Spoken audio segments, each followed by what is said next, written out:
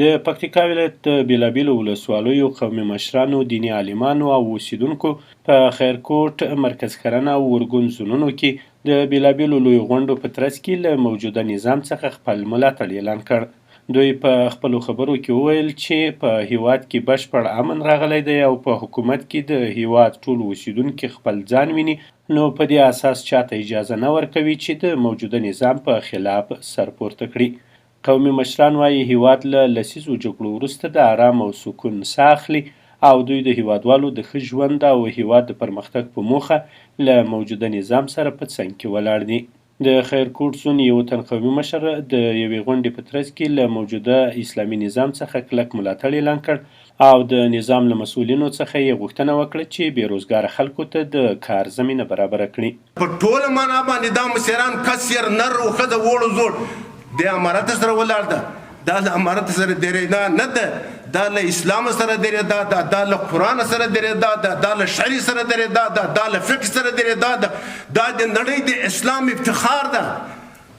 خو چې موږ تاسو یو لاس نسو، اتحاد نسو، اتفاق نسو، یو بل ونزغمو، نو موږ به تر دغه پسې در بدره. د خرنې او اړوندو ولسوالیو قومي مشران او دیني عالمان بیا وایي موجوده اسلامي نظام د هیوادوالو د هیلو پوره کوونکی نظام دی او دوی به یې د سر و مال په واسطه همیشه دفاع کوي.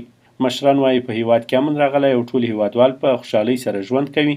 دوی له هغو خلکو چې د نظام په بدلون سره له هیواد څخه وتلي غوښتنه کوي چې خپل هیواد ته راسي او دوی ته به د حکومت له لوري هیڅ ډول مشکل نه وي. نور د پکتیکا ټول قومونه، د پکتیکا مشران، د پکتیکا ځوانان، د پکتیکا ټول هغه ځوانان او قوم مشران او علماء کرام په یو اتفاق او په یو اتحاد د دې امارت تر چتر لاندې ان شاء الله ژوند کوو او تر دې امارت تر چتر لاندې به خپله زندگی تیروو. دا یو اسلامي قانون امارت موږ ته راوړی ده. د اسلامي امارت د چارواکو دا ډاډ ورکوي ان شاء الله د دې نظام ته شابه دا وس ولاړ.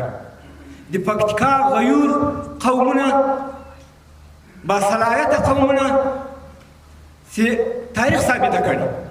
د ارګون زون ولسوالیو قومي مشران او دیني عالمان هم له هغو کسانو چې هیواد یې پخوا د بې امنۍ له امله پرې ایښی غواړي چې خپل هیواد ته راسي تر څو د دې هیواد د ابادۍ لپاره له موجوده حکومت سره په ګډه او وږه په وږه